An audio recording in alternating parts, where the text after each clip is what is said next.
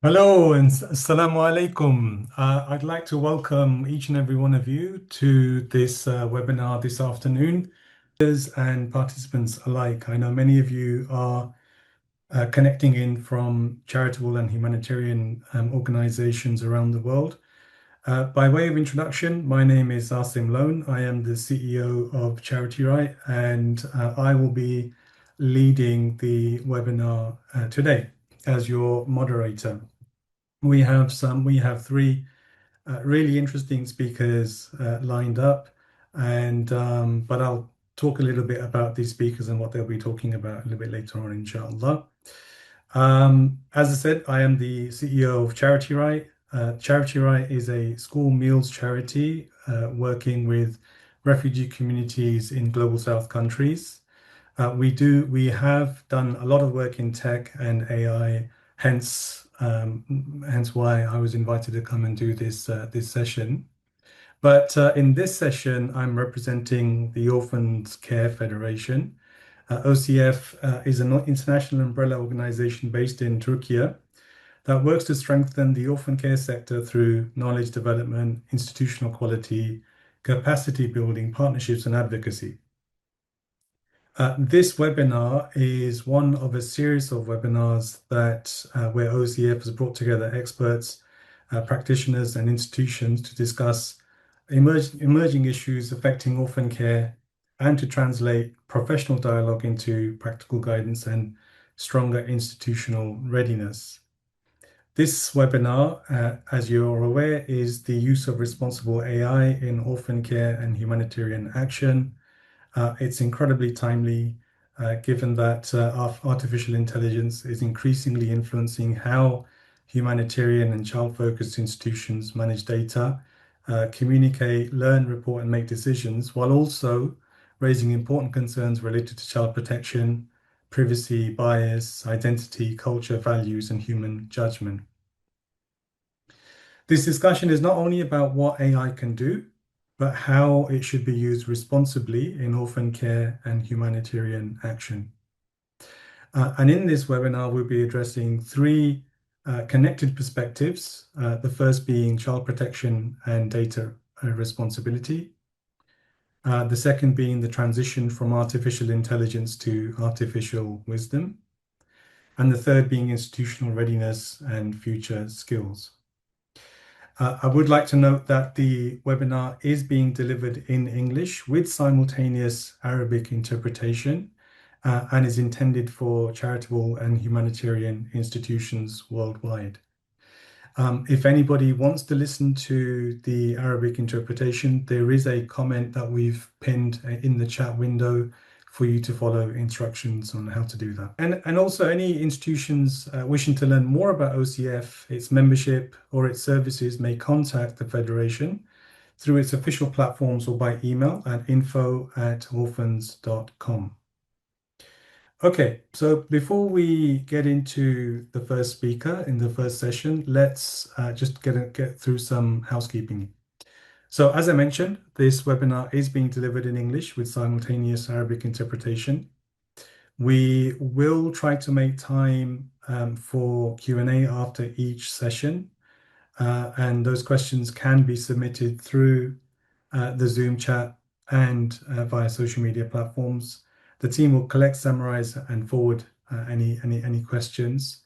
And if we've got the time, what we'll also do is we'll unmute individuals for them to actually speak their question. But really, we've only got about an hour, and there's a lot to get through. So if we've got the time, we'll do that, inshallah. What I would ask is for everybody to have their cameras on where possible. It's really helpful for the speakers to actually see faces and they can get some feedback when they're actually speaking. Very, very helpful for them. And also, when I ask to welcome, I'll give an introduction to each speaker, and I'll ask to join me in welcoming that speaker. If I could just ask for everybody to react with a heart reaction, just as a way of welcoming the speaker. Normally, if we were in a physical space, we would clap. We obviously can't clap, so a heart or a clap reaction would be very, very welcome for the speaker as well. Now, without further ado, let's get into our first session. And I'd like to introduce our first speaker. Dr. Fadi Amrouche is a digital transformation and AI expert and a behavioral economics consultant. He holds a PhD in behavioral economics with an academic background in computer science. Dr. Amrouche is an independent consultant who has worked with governments, international organizations, universities, and private sector organizations on digital transformation and the adoption of artificial intelligence. Throughout his career, he has trained thousands of professionals across the MENA region and regularly serves as a researcher, consultant, and keynote speaker on topics including AI, digital transformation, behavioral economics, and e-learning. Today, he'll explore one of the most important challenges facing organizations that work with children.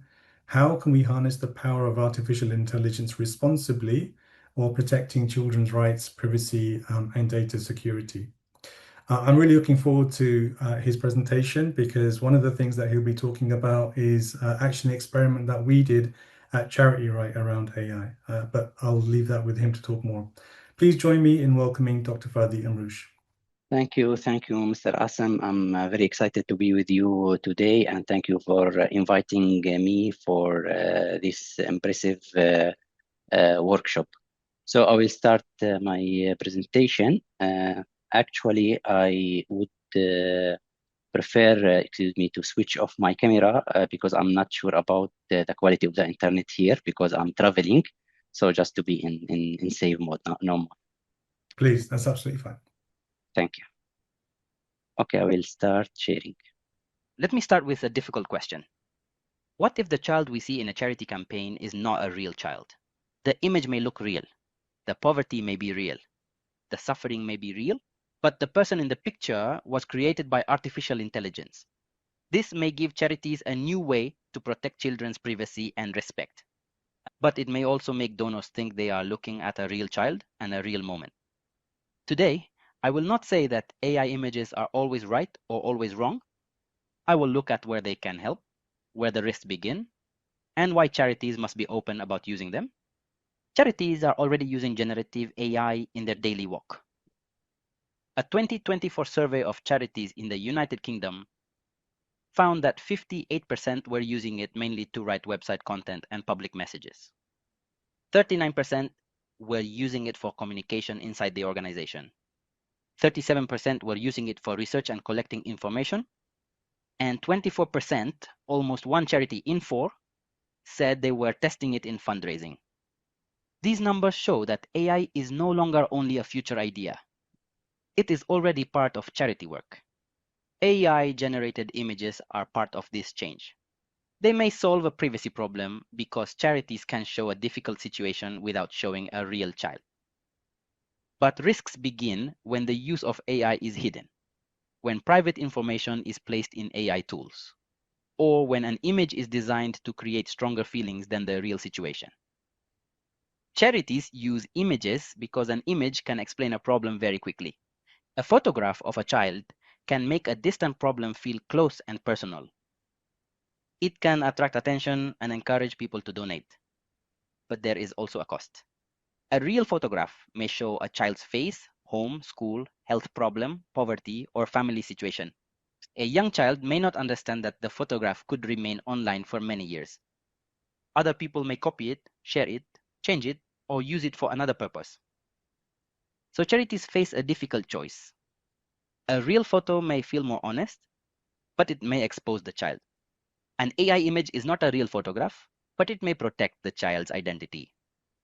The question is whether charities can show a real problem without making people believe that an invented child is real. Charity Right provides school meals for children in poor communities. The organization tested a direct question. Would donors react differently to a real photograph and an AI-generated image? It used both types of images in its advertising and compared the results. The fundraising income was almost the same. The cost of the advertisements and the number of people who clicked were also very similar. This result is important. It suggests that an AI image may support fundraising without using the face of a real child. but the fundraising result did not answer the question of trust. When Charity Right later told people that it had used AI, opinions were divided. Some people supported the idea because it protected children and saved money. Others felt that charity campaigns should use real photographs of real people. So the two images may produce similar donations, but they may not produce the same level of public trust. Charity Right made an important decision after the test. It did not keep the use of AI secret. It told people that some of the images were made by AI and asked for their opinions. Some people saw this as a useful way to protect children. Others felt uncomfortable because fundraising depends strongly on trust. This case teaches us something important. Telling people about AI does not make every use acceptable. But without this information, donors cannot make their own decision. Being open does not end the discussion. It allows a fair discussion to begin. The case also leaves us with another question. Would people give the same amount of money if they saw the words AI-generated image before donating? At the moment, we do not have a clear answer. Furniture Bank in Canada used AI images in a campaign about furniture poverty. Furniture poverty means living without basic things such as beds, tables, chairs, or a safe place for children to study. Furniture Bank wanted to show this problem without photographing real families during very private and painful moments. So, it created images based on real situations. The images showed children doing homework on the floor, families sleeping without proper beds, and homes without basic furniture. In its 2022 campaign, the organization produced 40 different AI-generated images. It printed them as postcards and sent them to donors. The campaign used a very clear sentence. The picture itself is not real, but the reality is. The organization did not claim that the picture showed a real person or a real moment. It explained that the image was created, while the social problem was real. This may help charities show suffering without exposing or shaming real families. The Malaria No More campaign used AI in a different way. In its video, David Beckham appeared to speak 9 languages. AI changed the video so that his mouth movements matched the different languages. The voices came from people who had survived malaria in different parts of the world. The campaign helped their messages reach world leaders and people who did not speak English. The video received wide media attention and won a COGEX award for using AI for a good purpose. Technically, the video was a form of deepfake, but it was different from a harmful deepfake. David Beckham agreed to take part. The purpose was clear. And the technology carried real messages about malaria to a wider audience. This case shows that an AI-made video may be acceptable when people agree. The goal is clear, and the public is told how it was made. With children, however, agreement is more difficult, and the level of protection must be higher. The risk does not begin only when the public sees the final image. It may begin much earlier. First, the charity collects the story of a real child. This story may include hunger, illness, disability, losing a family member, leaving a home, or living in poverty. Second, a staff member may enter these details into an AI tool. If the tool is public or not well controlled, private information may leave the organization's safe system. Third, the AI creates the image. The image may make the suffering look worse than it really is. It may also repeat unfair ideas about poverty, race, nationality, or disability. Finally, the charity publishes the image online. After that, other people may copy it, change it, and use it in ways the charity cannot control. Removing the real child's face does not remove every risk. Sometimes, the details of the story can still identify the child. A child's story is private information. It should not be treated only as material for a campaign. AI images may be useful when 3 conditions are met. First, protect the child. A charity should not upload a real child's photograph, address, medical record, case file, or detailed private story into an open AI tool. It should also avoid creating an image that looks very similar to a specific real child. Second, Stay truthful. The image should show the real nature of the problem. It should not make the child look thinner, more afraid, or more helpless, only to create a stronger emotional reaction. Third, tell the audience clearly. The charity should say that the image was made by AI, that it combines different real situations, or that it does not show a real child. These three conditions do not solve every problem, but they help us see the difference between protecting privacy and unfairly controlling people's emotions. The main limit should be respect. If an image must shame a child or family to get attention, it should not be used. The notice should be clear, visible, and easy to understand. It should not be hidden at the bottom of a page or inside the long legal text. For example, a charity could write AI-generated image based on combined real-life situations. It does not show a real child.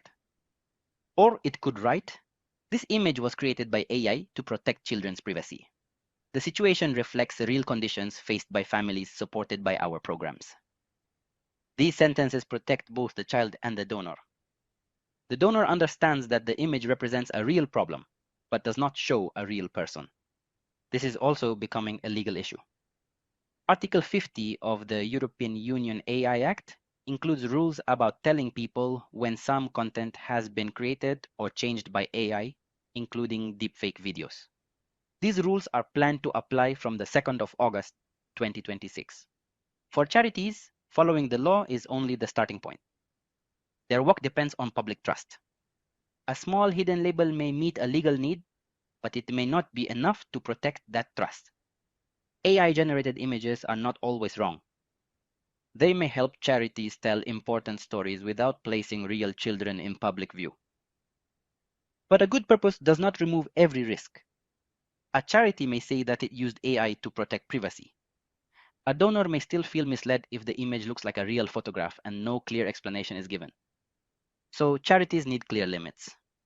Private information about children should not enter public or uncontrolled AI tools. An AI image should not copy the face of a specific child. The image should not make suffering look worse than it really is. And a charity should not use an AI image as proof that a certain event happened exactly as shown. An AI image can represent a real situation, but it should not be presented as a photograph of a real person or a real moment. The purpose may be good, but the method must also be honest. I do not want to end with a simple answer. AI may help charities stop showing real children during the most difficult moments of their lives. In some countries, it may also offer a practical answer to a legal problem. Germany is one example. German law gives strong protection to a person's right over the use and publication of their image.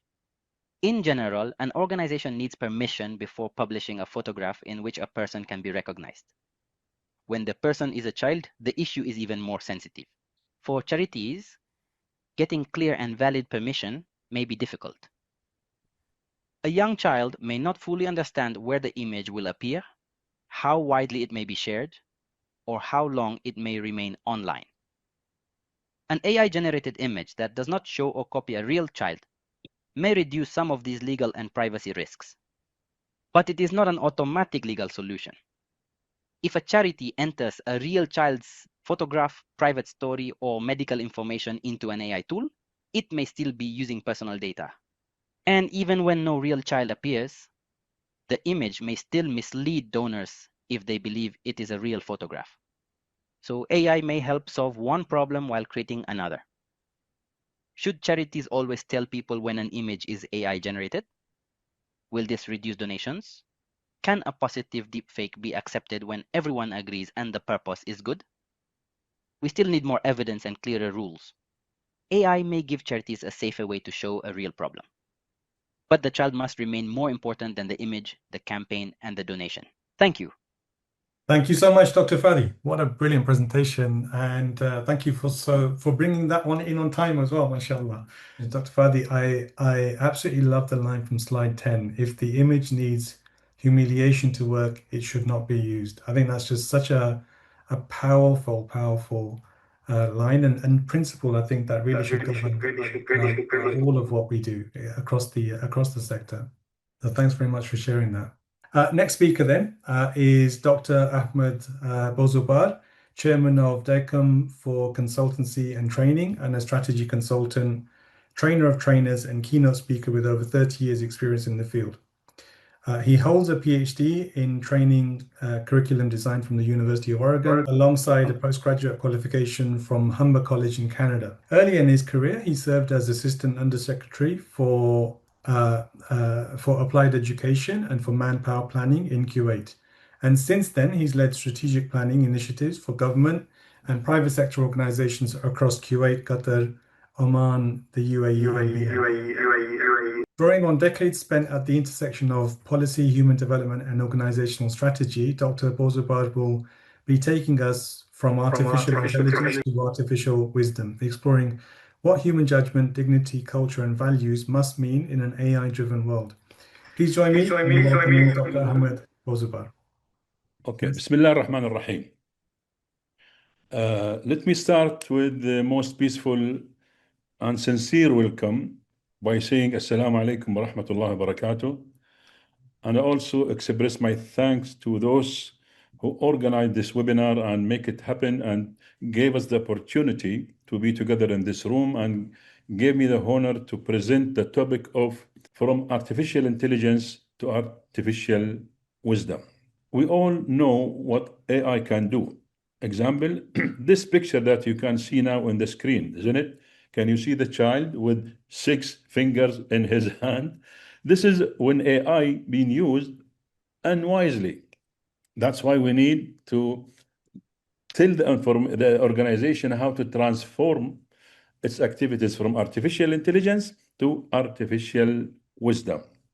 And let me ask you to join me with this journey from AI to AW. AI is artificial intelligence, how to transform to AW, artificial wisdom, by having 7 messages, practical messages to be applied. Please accept my gift at the end of my presentation. Let's start with this question. Who should shape a child's future, an algorithm or a caring human being? I'm sure everybody in this room will say a caring human being. That's true. That's logic. But the question, how? How can we make this happen? The question is, we all know the power of AI. AI can do a lots of things, writes reports, analyze data, predicts, answer. It is fast, it is powerful, it is smart. But being smarter not always mean being wiser. That's why we need to go to the so-called artificial wisdom.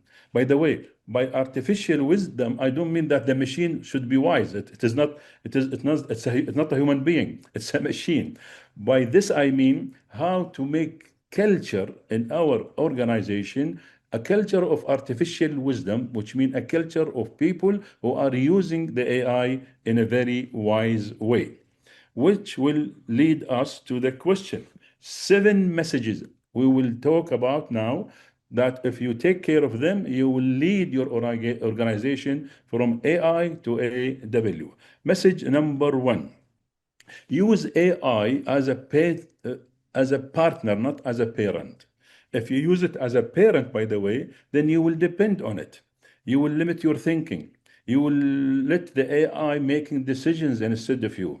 You will reduce your growth but if you use it as a partner, you will collaborate with the activities of AI. You will let the AI enhancing your thinking, let the machine supporting your decision, and you will grow with the machine application, you and your organization. Instead of reducing the growth, you will grow together.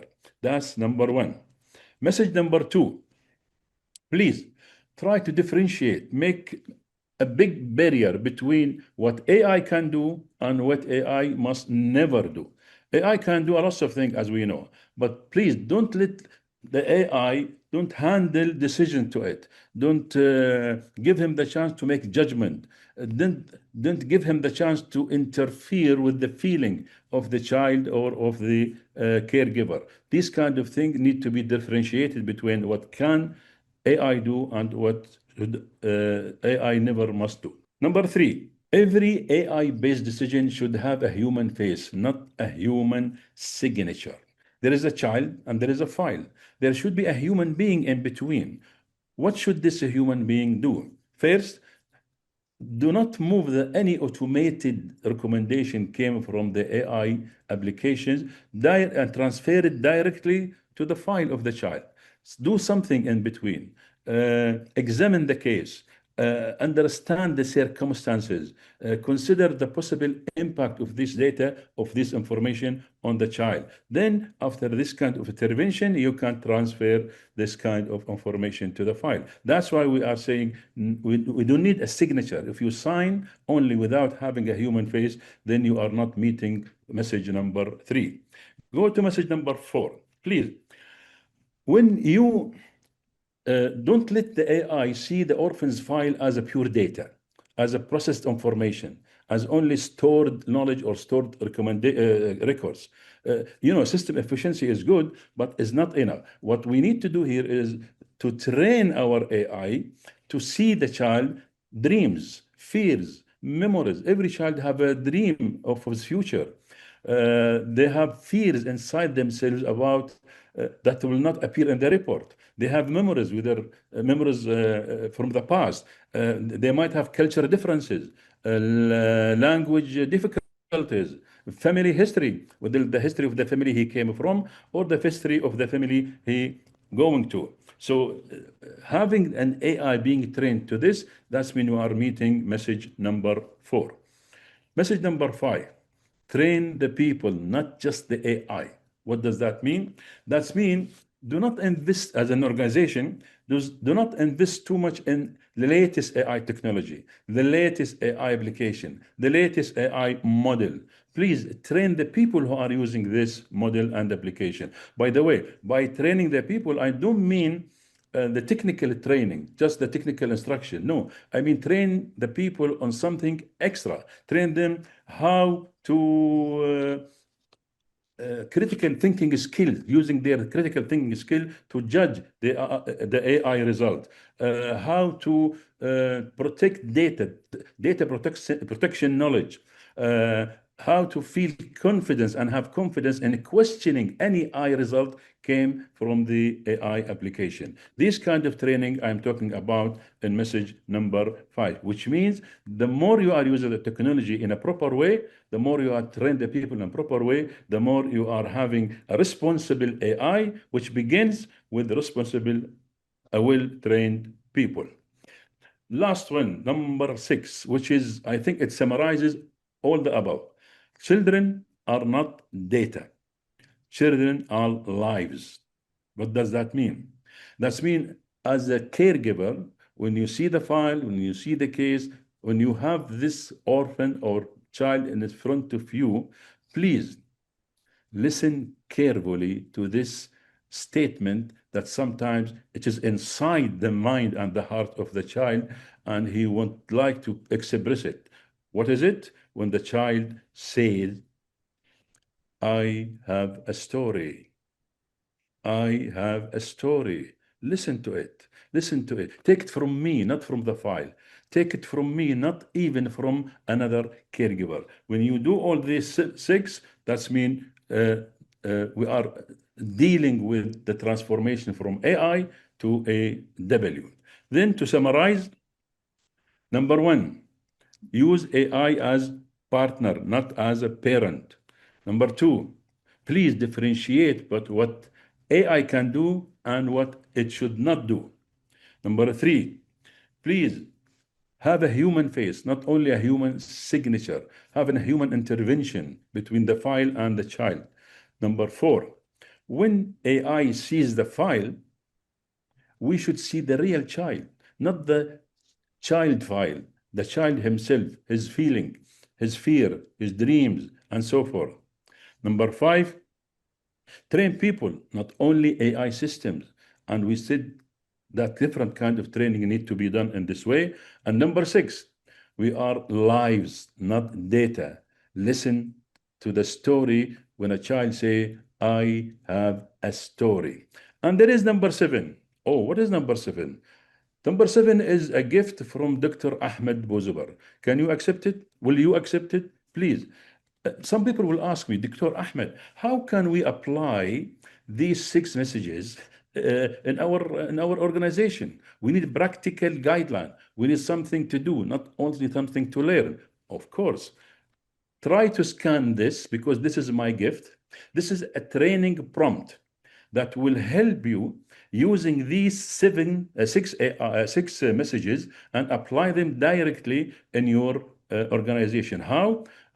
This prompt, take it, put it in your AI, GPT or whatever, and it will show you how to use AI as your private trainer, which trains you and your staff how to practice the 6 messages covered by the presentation and the presentation. So if you will scan them, if you don't have time to scan, maybe thank you for those who are raising the thumbnail for this gift. That's mean they accepted the gifts. So thank you very much. This will help you practicing what we have, whatever has been said in this presentation. Now, let me ask you emotionally to see with me the last slide. Children do not remember efficient system. They remember meaningful relationships. So when you apply these 6 messages, transforming your organization from AI to AW means that you are not only raising the efficiency of your system, you are raising the way of having a meaningful relationship between you and the child or the orphan.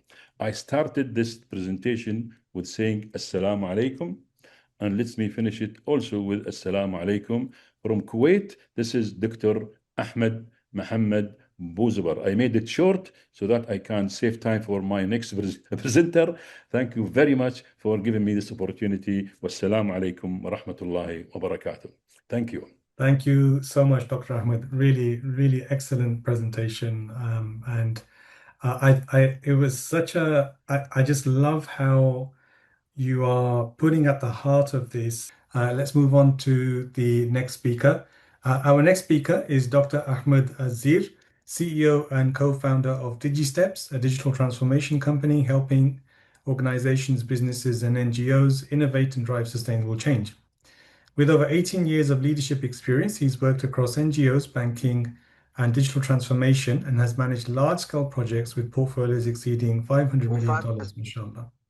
Before founding DigiSteps, he served as hub director at Relief International, leading multidisciplinary teams of over 1,300 staff, delivering humanitarian programs, and he's also held roles at organizations including Save the Children International and Qatar Charity. He holds a PhD from Istanbul Sabahattin Zaim University. My apologies to my Turkish friends for that awful pronunciation. Today, he will be speaking on moving from institutional readiness to future skills, exploring what it takes to empower both institutions and young people to thrive in a fast-changing world. Please join me in welcoming Dr. Ahmed. Okay, thank you very much. Assalamu alaikum. Thank you very, very much for this very interesting 2 sessions by my colleagues. And thank you to everyone who have joined us. This is Ahmed Al-Zir. I'm speaking from Syria. Please also forgive me if there was some interrupt in the internet connection, because I'm also traveling. I'm not in my office. So I will be talking about what I call beyond AI tools. And I will try to build on what my colleagues have already mentioned in terms of from ethical perspective and from practical perspective, how we can use AI to take the orphan care work to the next level. But from institutional perspective, from organizational perspective, how we can systemize, how we can scale up, how we can take the advantage of AI, but also taking in consideration what Dr. Fadi and Dr. Ahmed have mentioned in terms of ethics, in terms of best practices, etc. So this is Ahmed Azir. I'm the co-founder and CEO of DigiSteps, where we work on we have worked on different initiatives in terms of AI and digital transformation. And I have the opportunity to work closely with my colleagues in the orphan care organizations, and most recently we have launched an initiative which I will speak about later. So, what is artificial intelligence? So it's not just about writing a report.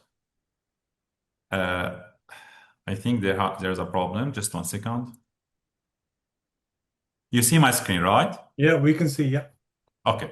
So when we talk about artificial intelligence, and mainly in the context of orphan cares, it's not just about summarizing a report, writing an email, improving, I don't know, maybe a project proposal, analyzing some data. It's much beyond it. So when I talk about artificial intelligence and orphan care, it's about analyzing information, criticizing information, supporting our decisions and our directions, and what I call exporting from the future, how we can automate tasks, and how we can save some time with what we call the regular work, which really we all suffer when we talk about this day-to-day regular work, that there are no much added value in this regard. So it's how to improve our organization, and mainly orphan care organization, within the framework that Dr. Fadi and Dr. Ahmad have already presented. Very interesting piece of information. According to the Future of Job reports, which has been published recently by the World Economic Forum, around 75% of organizations plan to adopt digital technologies and AI in the next 5 years. So it's not about are we going to adopt, are we going to integrate AI to our day-to-day work? It's not just about if we will do it or not. You have to do it. It's about how you will do it. What is the framework? What is the practice? Where you will implement it? What is your approach? What is your methodology? What is the best practice in this regard? What is the learning curve of your organization to adopt AI? And then how you will measure the impact, and what is the learning in this regard? So it's not that you will do or you will not do it. You have to do it. I'm so sorry to say that, but how you will do it, this is what I'm going to present. So, and when we talk about orphan organizations, there are and mainly about NGOs, and I think here we have colleagues joining us from, I think, more than 40 different countries. There are a term very important in this regard, what we call localization, and how we can localize integrating and using AI in practice. So it's not just the same framework, the same approach. There are, yes, best practices. There are something we should do and many things we should not do, but also we should take in consideration our context, our maybe infrastructure, our culture, our even the legal requirements and data protection and different points that need to be considered. So how we can localize, integrating, implementing, uses AI in practice. And this will have implications in terms of AI services, in terms of the systems that we need to use to learn, LMS system, learning management systems, what kind of digital platforms that we are going to use, to develop in our organization. And then very interesting point, which is what is the business model of your organization, how you will do business, how you will develop your proposal, how you will communicate with your beneficiaries, and how you will use AI in this regard, and then how you will track what you are doing, and how you will build the trust with different stakeholders that you are working with, and lastly, how you will use the cloud systems to increase the efficiency of your organization. So this is really important point. I always encourage to localize what you are doing in terms of AI, digital transformation, best practices, but on the other side, follow the standards in terms of data protection, in terms of ethics and in terms of legal requirements. Okay, so this is regard how AI can open from institutional perspective and new opportunities.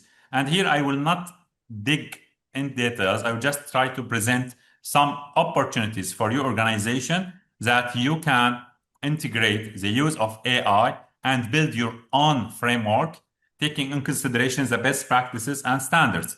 For instance, you can use AI to improve your case management and automate the follow-up with a very restricted data protection and data management protocols. You can personalize the support in terms of learning, in terms of communicating with orphans. And then you can, what is really important, is improving your risk management and risk reduction and risk detection by, for instance, if you have a system powered by AI tracking the school dropout, then if the AI have noticed the increase of dropout, then there would be a recommendation. Decisions should be taken, indicators for decisions and actions to be taken. Smarter decisions, future skills, which even you can invest with orphans in terms of AI literacy and educating them about digital and career skills. So it's not just about managing your response and your organization, but furthermore to invest with the orphans to build the new generation of AI leaders, AI talents. Okay, so also there are different opportunities in terms of online learning, in terms of automating routine tasks and improving the workflows, in terms of, for instance, recruitment, interviews, improving technical booklets for your operations, analyzing your financial statements. So there are a lot, tens of uses of AI in your day-to-day routine work. What is really interesting is, and I think over the last 3-4 years, we have delivered tens, hundreds of training. Always there are talents in your organization using AI brilliantly. But in all the cases that I have faced, majority of the leaders of their organizations, they don't know that they have this talent working in their organization and using AI in a very, very, very brilliant way. So talent discovery, and this is really, really interesting. And this is the responsibility of the leaders of organization to embrace those talents and to build on their skills and their potentials, and then map them and embrace them and use their strengths and put it in an organizational pathway. Okay. And then, of course, when you start talking this language and embracing digitalization, so you will have what I call digital opportunities, remote work, global learning, mentorships, different type of digital global opportunities. So in this regard, okay, so what you have mentioned is really great. This is very optimistic. MashaAllah, a lot of great ideas. How we can build from leadership perspective, what I call leadership culture in orphan care organization. So we have a framework we have developed and we have implemented with different organizations that we have worked with. First, leaders actively should use AI in our organization, and they should encourage their staff, but again, in a very, I would say, structured, clear, straightforward framework. I have noticed, I have worked with organizations that they use a very sensitive data and they share this data with different AI models because unfortunately they don't have a protocol, they don't have a policy how to use this data. So first, and what was interesting is their leaders, they don't know. So we need our organization to lead by example. So leaders should learn about AI or should encourage their organization to use AI in a careful, structured way.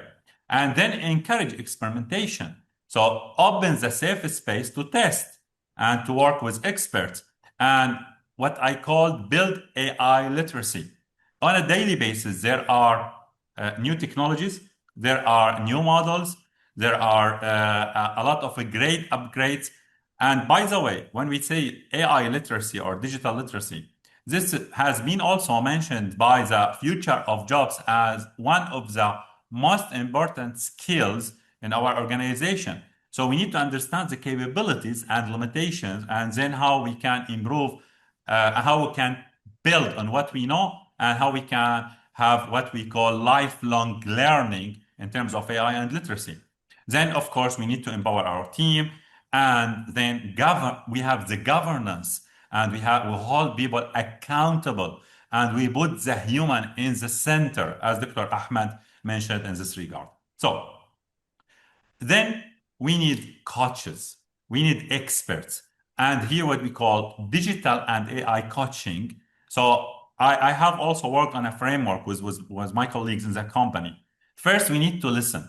We need to understand the talent, the skills, and what we call AI readiness of the organization. We need to learn what the team, what the department, what our staff member is doing. Then we need to frame the right talent and performance challenges that they are facing. For instance, some of them, they said, okay, we don't have subscription, we have limitation. Others said we face problem in terms of we need, I don't know, paid VPN. So we need to frame how we can support our talents and then encourage them. And then we need to challenge our old ways of work. One of the most important golden rules in institutional development that there are always a better system to work.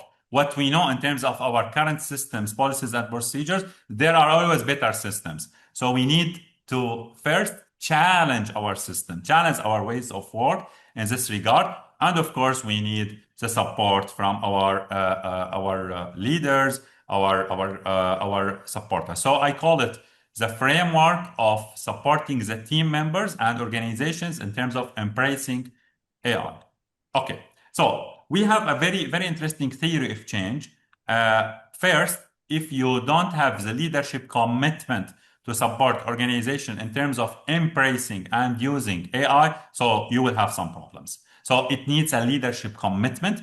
It is not just about the, for instance, IT department or HR department. It's a cross-functional cooperation between all leaders of the organization and all staff members. And you cannot improve unless you have a skills development programs. And this is, again, it's a lifelong learning. And when we talk about orphan care, it also has other layers, other considerations, other factors to be considered in this regard. And lastly, of course, you need to invest in the technological infrastructure. You need to have subscriptions. You need to have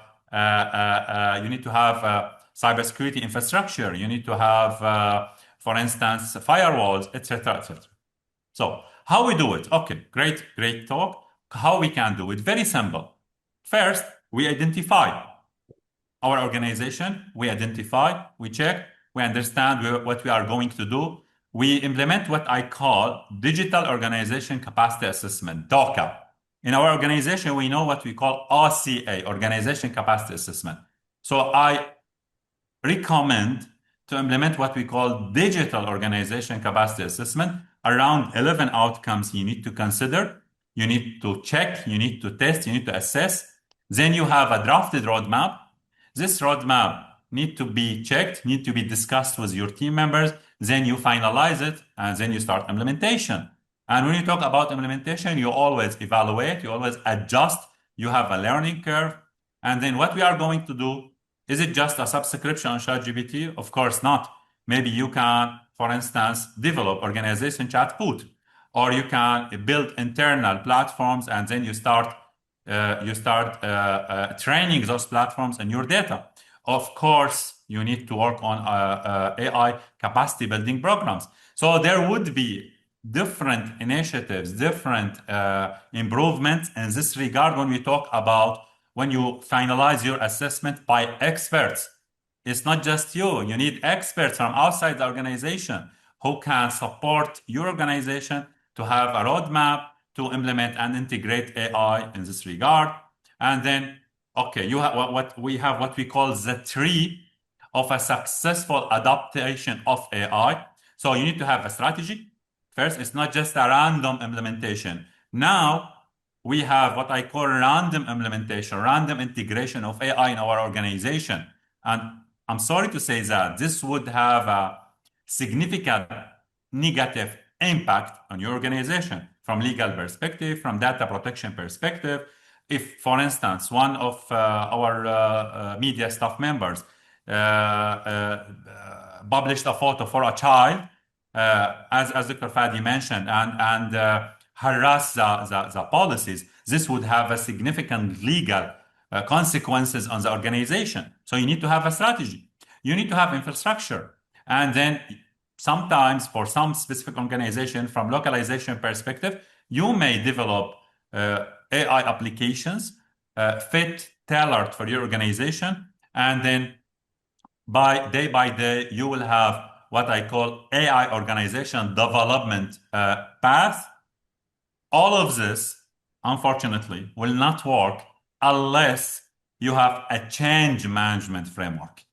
And here we can talk furthermore about change management, how we will roll out and how we implement the quick wins and what theory of change that we need to adopt in our organization. So you need a change management roadmap plan in this regard. Okay, so at the end, you will have tens, thousands of products in terms of digital infrastructure solution, ERP systems fit for your organization. So I will not go in details in this regard, but this is a very, I would say, public question or very common question. I always been asked, Ahmed, what you suggest for us in terms of AI and digitalization? I said, I don't know. I need to check. I need to assess before I recommend for you a system. So we have different types of systems, different types of solutions, but for sure, you need to improve your business model and you need to always invest in terms of capacity building of your organization. And when we talk about capacity building, this is a project that has been launched recently as an outcome of a training we have delivered with the Orphan Care Federation. So I assume some of your colleagues already joined us in this training. It was a training for 3 months. I think we have colleagues joined us in this program from 10 different countries. As an outcome, and because the result was significant, was great, we agreed to launch what we call AI Pioneers Initiative for charitable sector. And this program will target more than 100 organizations, hopefully, inshallah, and more than 500 staff members. And we will start in Arabic, but inshallah, it will be also in English and Turkish. And it will be around 12 months as a program. So it's not just 1-2 rounds of training. We are talking about a program which includes more than 100 knowledge resources and guides, booths, videos, newsletters, practical and interactive learnings. So what we are aiming to do, and hopefully we will be able to do that, inshallah, by your support and by embracing this initiative, that we will, I would say, reshape the future of orphan care in this regard. And we are working now on a knowledge platform.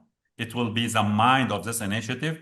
Also, we are working on the training of trainers program in the partnership of the Orphan Care Federation and the expansion in the region. And then lastly, building a community of pioneers in this regard. Thank you very much for listening.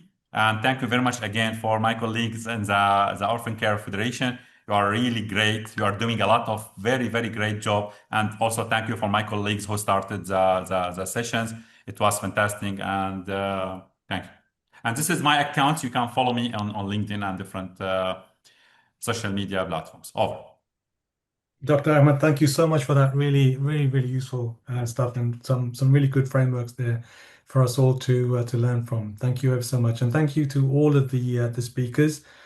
You've made excellent time, mashallah. You've all stuck to your time, so really, really impressed with your time management skills as well, mashallah. Okay, so to questions, in fact, we have run out of time, unfortunately, so we're not going to be able to take too many questions. The team has very kindly summarized the questions coming in. So what I'm going to do is I'm going to put one question to each of the speakers. And this is really like a summary, if you like, of all of the questions or the themes of the questions that have come in. If speakers, if you could just keep your responses as concise as possible, just in the interest of time. So for Dr. Fadi first, how should organizations handle the use of AI generated or AI modified images when they are based on real people's faces or photos, especially in relation to consent, privacy, and child protection? Okay, great. I think thank you for the question and the summarizing. I think it is a very smart question because everyone like creating a new image, but if we build a new image using AI based on a real image, I think it is also a problem. I believe it should be treated like the original photo. AI doesn't remove the need for consent or privacy protection. And the thing here, I think the biggest concern is that the child may be recognized years after the situation.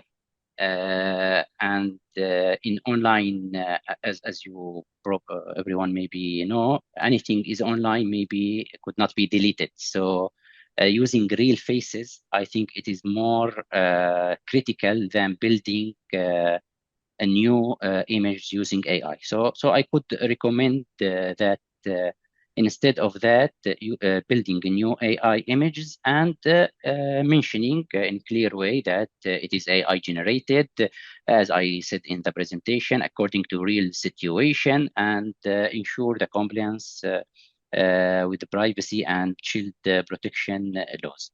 And thank you again for this smart question. Thank you so much, Dr. Fadi. Thank you so much. Okay, Dr. Ahmed. What practical control and Dr. Ahmed Bozobad. Yeah, What? you need to make sure which Ahmed. Yes, yeah, indeed. Sorry, I just remembered. So, what practical control and oversight mechanisms are needed to ensure that AI policies in humanitarian organizations are actually implemented rather than remaining only on paper? Well, that's a good question. How to practice it, how to put it Yeah. on reality. Well, I think the first thing we need to do in especially a humanitarian kind of organization, I think number one is to have a clear accountability. I mean, a person who is responsible and accountable on having this policy being followed, because policies will not implement themselves. And we cannot leave this kind of responsibility to scatter in the organization. We need to assign a person, a department, or whatever it is, to make sure that his job or her job to follow up that these kind of policies are being applied. Because if everybody is responsible, there is no one responsible. I think number two, maybe a human review, not only a policy review. I mean, another person who has the human touch. This kind of person is not checking whether the policy is being applied or not. This kind of person checking whether the AI policy being applied are not biased, are not invading child privacy, things like that. Maybe the third thing I think is training. We need to train people. Will training should be provided to those people who are applying this kind of policies. This is in short. And thank you for the question. Thank you so much, Dr. Ahmed. Really, really good answer. Thank you. Okay, so for Dr. Ahmed number two, Dr. Ahmed Azir. So just building on that, I guess your conversation, your presentation was beyond the policies. So are policies and guidelines enough, or should organizations also use audits, independent reviews, ethics committees, and technical monitoring systems to ensure responsible AI use? Okay, very, very interesting question. One of the organizations working on capacity building and supporting NGOs did most recently a survey. And the result of that survey is that around or more than 75% of the staff members of different organizations participated in that survey using AI on a daily basis. However, less than 30% they consider themselves experts, and unfortunately, less than 3% of the participants in that survey mentioned that they have policies how to use AI in their day-to-day work. So, and this I've read that report, and it was very interesting for me. And this is what we are facing on a daily basis, working with different organizations. So yes, unfortunately, we don't have frameworks. We don't have up-to-date policies where it's a very normal result, because on a daily basis, there are new technologies, there are new approaches. We have now different type of, I don't know, on a daily basis, we hear ChatGPT updated this, Gemini did that, etc., etc. So you need to absolutely have SOPs, standard of procedures, TORs, to frame the use of AI. This is one. And even with the development of the technologies, there are standards that there are very clear what you should do and what you should not do. For instance, you should not share any personal information for beneficiaries, for children, their photos. This is very critical. This is against GDPR and different protocols in terms of data protection. And maybe one day your organization would face legal consequences in this regard, right? So there are policies should be followed. There should be frameworks in this regard. There are a lot of guidelines in this regard organizations should do, but also we need to tailor it in our organization. Over. Wonderful. Thank you. Thank you so much for that. Thank you so much. Okay, I am going to take one question from the people who've got their hands up. I'm just very, very conscious of time. Imran Khan, the name is Imran Khan, PAK. I'll take a question from yourself, if the team can just unmute Imran Khan. If I could just ask you to keep your question very concise, please don't, this is not about self-promotion, just keep your question very, very concise and to the topic of the webinar. Please go ahead with your question and more specifically, who the question is addressed to as well. Thank you. Assalamu alaikum to all the brothers and all the learned people who, mashallah, gave us this chance to participate in this valuable series of presentations. So thank you very much for that. Since we are working with the children and their families, so I have a couple of questions actually. Allow me for that. We as a child protection workers in organizations like Qatar Charity, using AI as a tool in softwares and portals related to social child protection. So what are the legal frameworks and ethical considerations that we consider while using AIC in organizations like Qatar Charity and other child protection organizations? And my second question to Dr. Ahmed, the second Ahmed, is that to what extent the AI is taking the role of humans away from such sensitive topics and works like child protection. Thank you very much. So if speakers, if I could just ask you to take the first question, please, just to be fair and equitable for everybody. The first question, please, to Dr. Ahmed. Sorry, which Dr. Ahmed did you address the first question to, Imran? Ahmed Al-Zir. Al-Zir, okay. So Dr. Al-Zir, if you could just address the first question, please. Thank you. Okay, so I think Mr. Imran want me to address the second question. So if you don't mind, which is about to which extent using AI on a daily basis will affect us. Unfortunately, it is affecting us negatively on a negative basis. This is what Dr. Ahmed Al-Zubar mentioned. It's decreasing our critical thinking, our creative thinking, which again, according to the Future of Jobs report, the most important skills required in the next 5 years is critical thinking and creative thinking. So we need to use AI as an assistant. It's not just to rely on AI. We are in the middle. The human are in the middle. You need to use it as an assistant. You need to use it as a, for instance, to support you in different types of job, as individual, as department, as organization, as mission. And in this regard, this is a learning journey. It's not just about a training you attended for 10 hours and then khalas, you are, mashallah, you are great. No, it's a long life learning journey on a daily basis. And there will be a lot of painful learning in this regard. We need to address, we need to have the courage, we need to have the framework in this regard. Over. Thank you so much. Thank you so much for that. Okay, I'm going to bring this to a close. My apologies if we weren't able to take your questions. We've done our best in the interest of time, but I think let's try to wrap this up now, inshallah.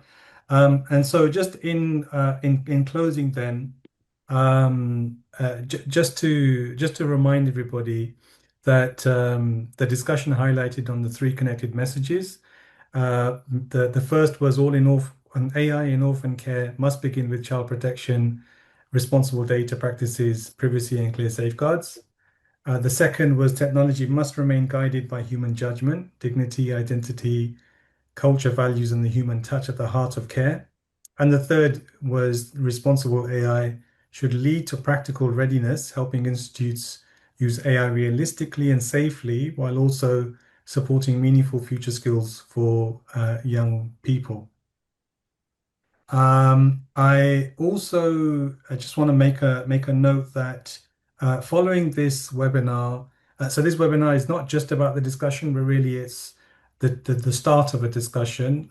We will, or rather OCF will be following up this webinar with a brief webinar report, a practical principles and safeguards framework for responsible AI in orphan care, and an institutional AI readiness checklist. These materials will be shared with participants by email once completed. So those of you that registered with your email address, you will be receiving these materials in due course, inshallah.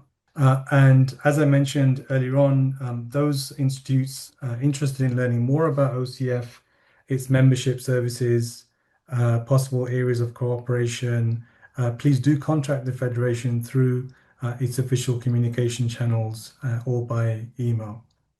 And once again, thank you to everybody that's participated. Speakers, you've been absolutely amazing. I've learned so much from you.